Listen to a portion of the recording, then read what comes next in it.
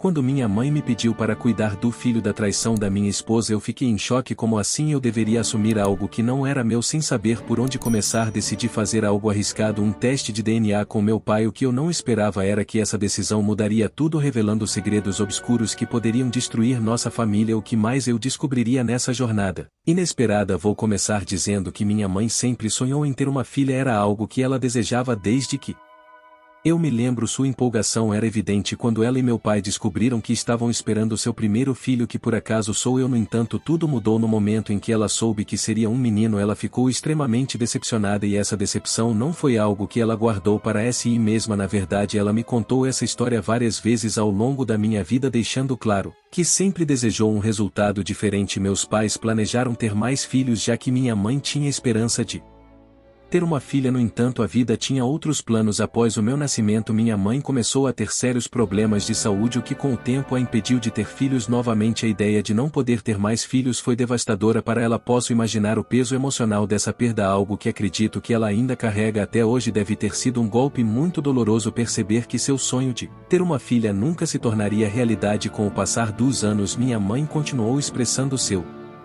desejo por uma filha, um sentimento que parecia se intensificar com o tempo. Eu notava como ela mostrava uma atenção especial às minhas primas, dando-lhes carinho e presentes que pareciam ser a expressão do amor materno que ela sempre quis dar a uma filha, sejam presentes extras, demonstrações de afeto ou simplesmente da maneira como as tratava. Era evidente a diferença de como ela se relacionava com elas em comparação comigo. Curiosamente, esse comportamento dela não me incomodava muito. Durante grande parte da minha vida aceitei que essa era minha mãe e não levava seu favoritismo com minhas primas para o lado pessoal. Sabia que ela me amava e em sua maior parte eu estava em paz com isso. Isso foi assim até que minha ex-esposa Sofia apareceu. Sofia era filha da melhor amiga da minha mãe no ensino médio, uma amizade que se perdeu com o tempo e que minha mãe retomou depois de muitos anos sem contato. Quando minha mãe conheceu Sofia pela primeira vez, ficou impressionada com sua beleza e imediatamente se obcecou com a ideia de que ela seria a parceira perfeita para mim. Na época eu estava solteiro e minha mãe já havia tentado me apresentar a várias mulheres sem sucesso. No entanto, dessa vez ela estava determinada. Ela não parava de me dizer o quão linda e maravilhosa Sofia era e como nós nos complementaríamos perfeitamente. Com o tempo isso se tornou quase uma obsessão para ela. Durante semanas aguentei suas tentativas insistentes de nos juntar e finalmente cedi. Honestamente aceitei sair com Sofia.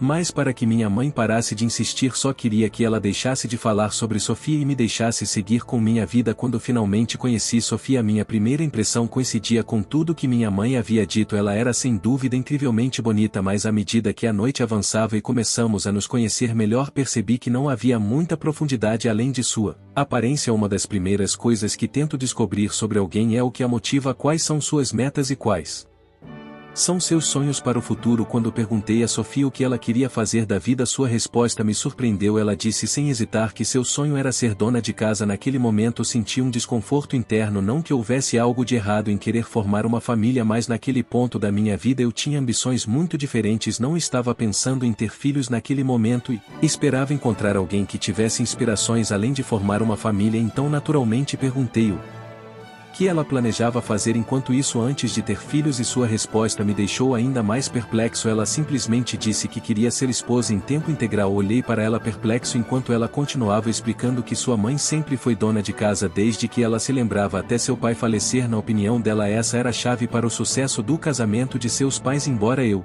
pudesse respeitar que isso funcionasse para a família dela, era completamente diferente do que eu buscava em um parceira. Eu queria alguém com paixão, alguém movido por um propósito, seja em sua carreira ou em uma meta pessoal. A ideia de que alguém quisesse ser dona de casa desde o início não coincidia com meus valores. Naquele momento Sofia e sua mãe moravam com o tio dela, que arcava com todas as despesas delas, já que a mãe de Sofia ainda não queria trabalhar. Quando voltei daquele primeiro encontro estava claramente decepcionado. Eu já havia começado a noite com poucas expectativas, principalmente porque queria agradar minha mãe, mas ao final da noite eu soube que aquilo não era o que eu procurava. Naturalmente minha mãe não reagiu bem aos meus comentários. Na verdade, ela ficou visivelmente irritada, quase como se eu a tivesse traído por não dar a Sofia a oportunidade que segundo ela merecia. Ela insistia que eu não havia me dado tempo suficiente para conhecê-la de verdade, garantindo que se eu tentasse um pouco mais poderia ver o que ela via em Sofia, mas eu já havia tomado minha decisão, disse com Firmeza que ela precisava parar de insistir na ideia de nós dois e que o melhor era cada um seguir seu caminho. Eu deveria saber que minha mãe não desistiria tão facilmente, especialmente quando ela se observa com algo ou nesse caso com alguém. Não muito tempo depois ela me convidou para jantar em sua casa, o que não era incomum. Muitas vezes ela pedia que eu fosse visitá-la para passarmos um tempo juntos ou colocarmos a conversa em dia, mas dessa vez ao chegar notei que Sofia também estava lá. Aparentemente minha mãe havia decidido convidá-la por conta própria para forçar outro encontro entre nós. Assim que cheguei, meus pais praticamente correram para fora da casa com um sorriso travesso dizendo aproveite o encontro. Eu fiquei completamente mortificado ao ver a expressão de Sofia. Tenho certeza de que ela se sentiu da mesma forma. Ficamos ali parados por um momento nos olhando com desconforto, sem saber o que dizer nem como lidar com a situação. Era como se minha mãe tivesse armado uma armadilha para um encontro não consensual no meio da casa dos meus próprios pais, sem uma forma aparente de escapar. Durante alguns minutos ficamos ali em silêncio sem saber o que fazer. Eu poderia ter inventado uma desculpa e ido embora, mas não queria envergonhá-la mais do que minha mãe já havia feito. Afinal, ela era tão vítima das tentativas exageradas da minha mãe quanto eu. Então, em vez de fugir, trocamos algumas risadas desconfortáveis, reconhecendo o quão absurda era a situação. Finalmente nos sentamos para conversar, já que estávamos ali e não tínhamos nada melhor para fazer. Pensei que pelo menos poderia aproveitar a oportunidade para conhecê-la um pouco melhor. Sofia me confessou abertamente que gostou de mim depois do nosso primeiro encontro e que tinha a impressão de que eu também havia sentido mesmo. No entanto, como eu nunca liguei nem fiz esforço para contatá-la, ela ficou confusa. Expliquei da forma mais delicada possível que, embora ela fosse uma pessoa amável e bonita, eu sentia que tínhamos objetivos muito diferentes na vida, já que o desejo dela era ser dona de casa. Então Sofia esclareceu que não se tratava de ficar em casa sem fazer nada mesmo que não tivéssemos filhos. Imediatamente ela me contou sobre seu trabalho voluntário na igreja e como dedicava seus dias a ajudar crianças e pessoas necessitadas. Sua explicação me fez vê-la de uma nova perspectiva. Comecei a descobrir um lado de Sofia que eu não havia apreciado completamente antes. Percebi que em essência ela parecia ser uma pessoa genuinamente calorosa e bondosa, ou pelo menos essa foi a impressão que me passou no início. Embora não fosse motivada por ambições profissionais ou grandes metas pessoais, ela parecia ter encontrado seu propósito no serviço aos outros, e esse nível de generosidade é raro. Apesar das minhas dúvidas sobre nossa compatibilidade, decidi dar um salto de fé e a convidei para sair novamente. Sofia e eu acabamos saindo por cerca de um ano antes de darmos o próximo passo e ficarmos noivos. Durante esse período também recebi uma promoção no trabalho que aumentou consideravelmente minha renda e me deu uma sensação de estabilidade. Eu me sentia financeiramente confortável o suficiente para sustentar Sofia após o casamento, o que me deu confiança para pedir sua mão em casamento. No entanto, a proposta não foi completamente minha decisão. Nossas mães, especialmente a minha, estavam nos pressionando sutilmente para nos casarmos o mais rápido possível. Elas nos lembravam constantemente que o relógio biológico de Sofia estava correndo, embora nenhum de nós tivesse planos imediatos de formar uma família, mas a insistência delas sempre estava presente e isso me fez pensar que casar logo era o próximo passo lógico. Quando finalmente nos comprometemos, minha mãe, fiel ao seu estilo, assumiu o controle total do planejamento do casamento. Ela insistiu para que tivéssemos uma cerimônia grandiosa sem poupar despesas e se ofereceu para pagar todo o evento. Minha mãe estava determinada a realizar o sonho de casamento de Sofia como se fosse o casamento de sua própria filha, um gesto que foi tanto generoso quanto opressor. Desde o local até as flores e a lista de convidados, não havia detalhe pequeno demais para que minha mãe não controlasse. A cerimônia acabou sendo incrivelmente luxuosa, muito mais do que eu havia imaginado, mas ver Sofia tão feliz fez tudo valer a pena. Depois do casamento e da lua de mel, rapidamente voltei a minha rotina de trabalho, mergulhando no meu emprego, que agora era mais exigente devido à minha recente promoção. Enquanto isso, Sofia se mudou para minha casa e, como havíamos acordado antes, assumiu completamente seu papel de dona de casa. No entanto, ela não ficava inativa como havia prometido. Continuou com seu trabalho voluntário em uma igreja próxima, algo que sempre a apaixonou. No entanto, não demorou muito tempo depois de nos estabelecermos na vida matrimonial para que eu começasse a notar algumas coisas sobre a rotina de Sofia que me pareciam estranhas. Como nunca havíamos morado juntos antes, eu estava descobrindo pequenos detalhes sobre seus hábitos diários que não conhecia durante namoro. Uma das coisas que mais me chamou a atenção foi sua insistência em que eu enviasse dinheiro para sua mãe todos os meses. Ela argumentava que tínhamos mais que o suficiente, que como bom genro era meu dever ajudar sua mãe. Achei estranho, especialmente porque isso nunca havia sido mencionado antes do casamento. Sempre presumi que o tio dela cuidava das necessidades da mãe, mas agora de repente ela esperava que eu contribuísse financeiramente. Outra coisa que me deixava desconcertado era que Sofia saía com frequência e voltava muito tarde à noite. Eu esperava que, sendo dona de casa, ela ficasse mais tempo em casa cuidando de coisas como cozinhar e limpar durante o dia. No entanto, ela sempre parecia estar com pressa quando eu chegava do trabalho, começando a preparar o jantar de maneira frenética. No último minuto, quando eu perguntava por que ela chegava tão tarde, ela sempre dizia que estava ajudando alguém. Seja uma pessoa sem teto que havia conhecido uma criança da comunidade que precisava de orientação. Eu não queria desanimá-la de fazer o que sentia que era significativo, mas ao mesmo tempo pensei que havíamos combinado que, como dona de casa, ela assumiria certas responsabilidades domésticas. Isso não estava acontecendo. As refeições costumavam ser improvisadas e não tão saudáveis. A roupa nunca estava pronta a tempo e a casa raramente estava tão limpa quanto eu esperava. No início tentei não dar muita importância, mas com o tempo isso começou a me frustrar cada vez mais. Comecei a discutir o assunto com ela em várias conversas calmas, sugerindo formas de equilibrar seu trabalho voluntário com as responsabilidades em casa. Cada vez que me prometia que mudaria e melhoraria, mas o padrão nunca mudava. Era sempre a mesma história. Um fim de semana, quando ela saiu novamente para fazer trabalho voluntário, decidi surpreendê-la na igreja onde dizia colaborar. Pensei que seria uma boa oportunidade para passar um tempo com ela em seu ambiente, talvez oferecer ajuda se precisasse. Ao chegar à igreja, perguntei por ela, esperando encontrá-la no meio de suas atividades. No entanto, as pessoas lá ficaram confusas quando mencionei seu nome. Depois de perguntar a várias pessoas, ficou claro que minha esposa nunca havia colaborado ali. Na verdade, ninguém a conhecia. Senti um nó no estômago enquanto processava o que acabava de descobrir. Durante meses após nosso casamento, Sofia me dizia que passava seus dias naquela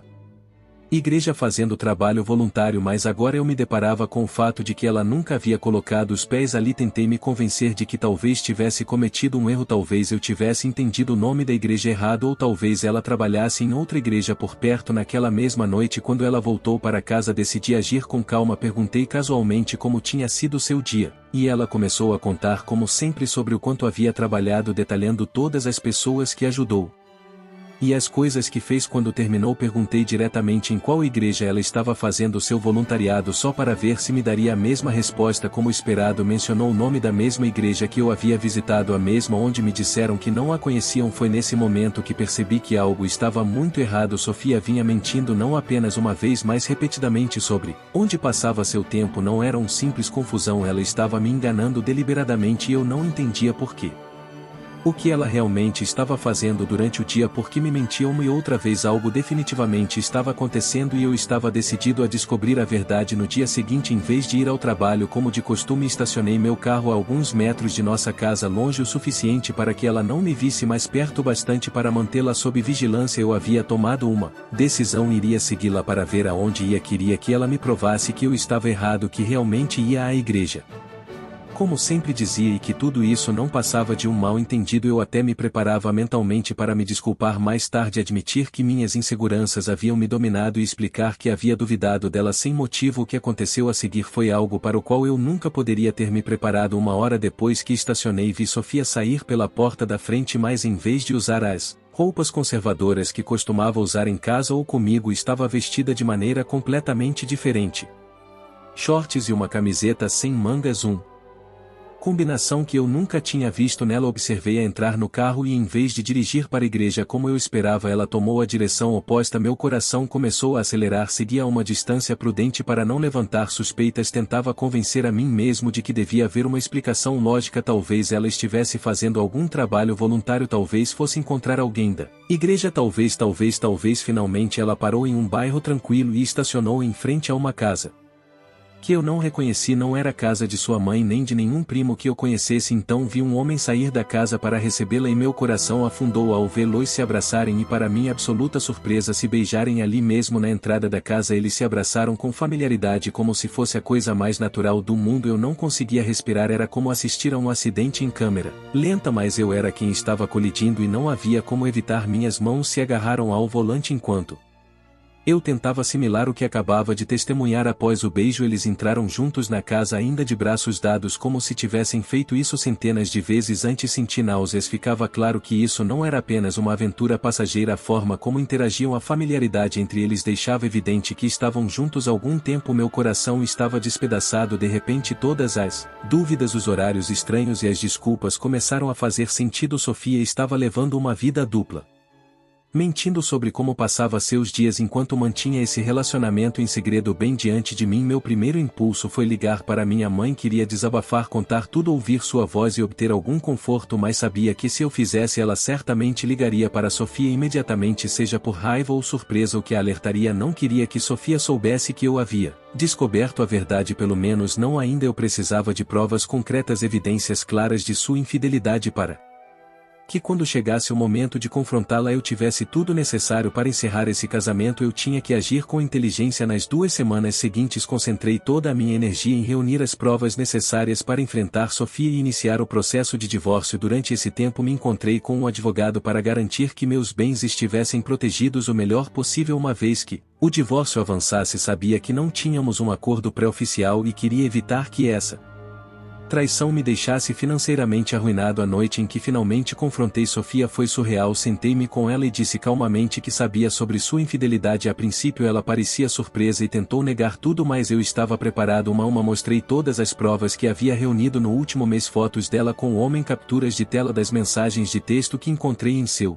telefone e até registros dos dias em que ela havia mentido dizendo que estava na igreja. Com cada prova que eu apresentava, Sofia percebia que não havia como escapar dessa situação. Com palavras finalmente a contragosto, ela confessou, admitiu que o homem com quem estava se encontrando era seu namorado do ensino médio, algo que eu já havia descoberto depois de investigar e encontrá-lo no Facebook. Ela tentou minimizar a situação dizendo que tinha sido apenas uma bobagem, que estava apenas brincando com ele, que não era nada sério. Garantiu que nunca teve a intenção de que as coisas chegassem tão longe. Eu não acreditei, olhei diretamente em seus olhos e disse com firmeza que iria me divorciar dela. Ela parecia atônita. Acho que em algum canto da sua mente ela pensava que poderia falar comigo e me convencer a perdoá-la, ou que eu me deixaria levar pelas suas desculpas, mas quando percebeu que eu falava sério começou a implorar, pediu que eu reconsiderasse, prometendo que mudaria e que poderíamos resolver tudo, mas suas súplicas não tiveram efeito. Eu sabia que se ficasse nunca mais poderia confiar nela. Calmamente disse a ela para empacotar suas coisas e ir embora para evitar confusões ou que ela tentasse manipular a situação com nossas famílias. Criei um grupo de chat com meus pais e a mãe de Sofia. No chat expus toda a verdade de maneira clara, enviei todas as provas da infidelidade de Sofia, as fotos, as mensagens de texto, tudo. Queria que eles soubessem a verdade completa sobre por que eu estava me divorciando e evitar qualquer tentativa de distorcer a história, seja por parte de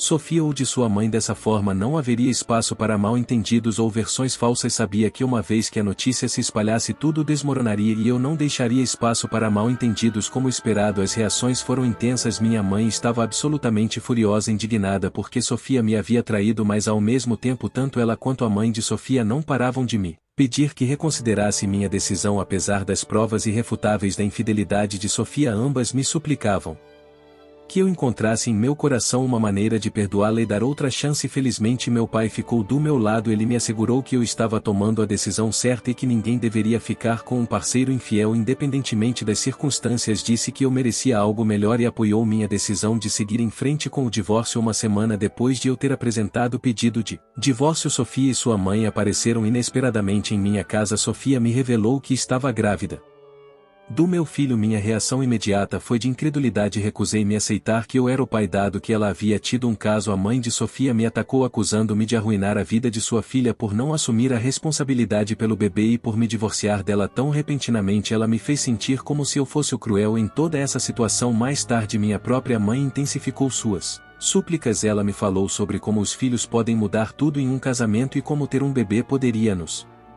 aproximar, como se a gravidez fosse uma solução mágica para a infidelidade. Disse que Sofia havia prometido nunca mais me trair e que eu deveria pensar no futuro da criança, não apenas no meu orgulho. Ela me fez sentir como se eu fosse o vilão por escolher terminar um casamento onde a confiança estava destruída. Quando não cedi os seus argumentos, minha mãe desesperada me ameaçou dizendo que testemunharia contra mim no tribunal se surgisse a questão da pensão alimentícia. Ela afirmou que garantiria que eu pagasse pelo bebê independentemente de ser meu ou não. O DNA não importa. A família, e a família argumentou, insinuando que não se importava quem fosse o pai biológico. Ela estava decidida a reclamar o bebê como seu neto, mesmo que isso significasse ir contra mim no tribunal, e foi exatamente isso que ela fez. Fiel à sua palavra, minha mãe testemunhou contra mim durante o processo de divórcio, que foi uma das traições mais dolorosas que já vivi. Meu advogado e eu lutamos para que o tribunal entendesse que Sofia me havia sido infiel e que havia uma possibilidade real de que o bebê não fosse meu. No entanto, tanto minha mãe quanto a mãe de Sofia testemunharam que o caso de Sofia não havia sido físico, minimizando sua infidelidade como se tivesse sido um simples erro inocente. Elas até argumentaram que como Sofia e eu tínhamos sido íntimos algumas semanas antes da nossa separação, bem na época em que descobri sua traição, o bebê deveria ser meu. Felizmente, no final, o juiz determinou que nenhuma decisão final sobre pensão alimentícia ou paternidade poderia ser tomada até que o bebê nascesse e fosse feito um teste de paternidade adequado. Só então seria determinado se eu era o pai biológico. Senti-me aliviado. Foi como uma pequena vitória em um processo exaustivo e doloroso. Pelo menos agora eu não seria obrigado a sustentar uma criança que talvez não fosse minha sem provas sólidas. No entanto, minha mãe, Sofia, e sua mãe ficaram furiosas com o resultado. Mais tarde, minha mãe se aproximou de mim e disse que esperava que o bebê não fosse meu filho e que se eu fosse realmente um homem deveria subir as calças e aceitar o filho de Sofia como meu, independentemente do que o teste de paternidade mostrasse. Nos últimos meses minha mãe tem falado mal de mim para toda a família, pintando-me como vilão que destruiu meu casamento por causa de um erro de Sofia. Não importa quantas provas eu apresente ou quantos argumentos lógicos eu ofereça, minha mãe se apega à sua narrativa, culpando-me por tudo que deu errado. Então você pode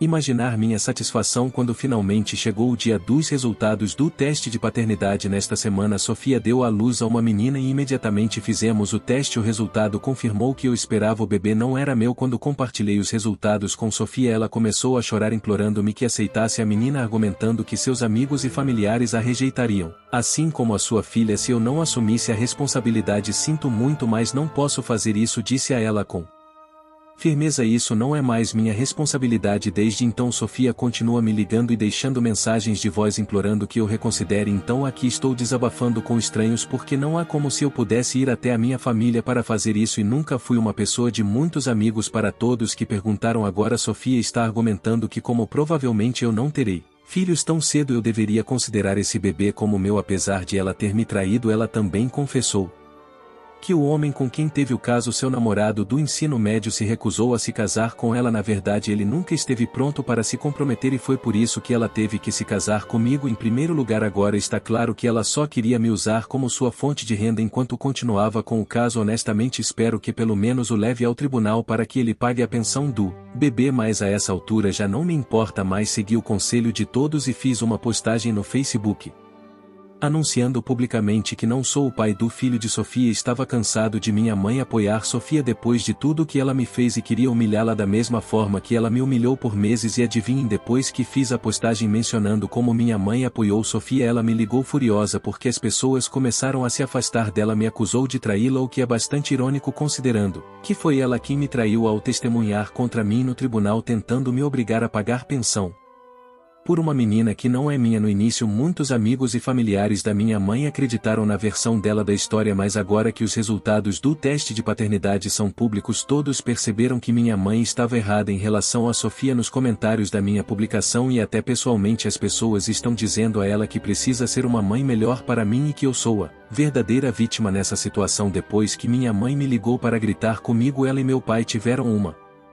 grande briga. Meu pai, cansado de ela me tratar mal constantemente, ameaçou deixá-la se ela não abandonasse essa ideia absurda de me obrigar a aceitar a filha de Sofia. Apesar de claramente não ser minha, entendo que a ideia de ter uma neta é muito tentadora para minha mãe, mas isso não justifica nada do que ela fez. Já se passaram 5 meses desde minha última atualização e muitas coisas mudaram. No último mês meus pais decidiram se separar. Minha mãe se recusou a mudar e até começou a se chamar de avó da filha de Sofia. Ela tem dado dinheiro a Sofia todo mês e até se oferece como voluntária para cuidar da menina. Parece que finalmente ela está vivendo o sonho de ter a filha que sempre quis. No entanto, meu pai se cansou de seu comportamento, considera que o que ela está fazendo é inapropriado e deixou claro que não quer ter nada a ver com Sofia nem com seu bebê, e isso tem causado várias brigas, já que minha mãe se recusa a assumir a responsabilidade por suas ações. Como resultado, meu pai se mudou de casa e agora está morando comigo. Parte meu coração que minha mãe tenha decidido focar mais na filha da minha ex-esposa infiel do que em sua própria família. De qualquer forma, meu pai falará com um advogado esta semana para iniciar o processo de divórcio. O que vou contar agora me deixou em choque e provavelmente vai surpreender vocês também. Descobri algo que muda completamente tudo o que eu pensava sobre essa situação e honestamente tem sido difícil processar. Vocês lembram que na minha primeira Postagem eu mencionei que Sofia e a mãe dela moravam com o tio porque o pai de Sofia havia falecido. Bom, acontece que essa não é toda a história. Ao que parece a infidelidade corre no sangue dessa família. Alguém que leu minha publicação no Facebook me contatou por mensagem privada para me contar a verdade por trás da separação dos pais de Sofia. Segundo essa pessoa, o motivo pelo qual o pai de Sofia se suicidou foi porque ele descobriu que sua esposa estava tendo um caso com o próprio irmão dele, o mesmo tio com quem Sofia e sua mãe viviam. Então elas não estavam morando com ele apenas por apoio financeiro. Na verdade, a mãe de Sofia tinha um relacionamento com o cunhado há anos. No início achei que isso era loucura demais para ser verdade. Como alguém poderia inventar uma história tão retorcida? No entanto, não consigo encontrar uma razão lógica para que essa pessoa mentisse para mim. Considerando que Sofia foi infiel da mesma maneira, já não me parece tão absurdo pensar que a infidelidade pode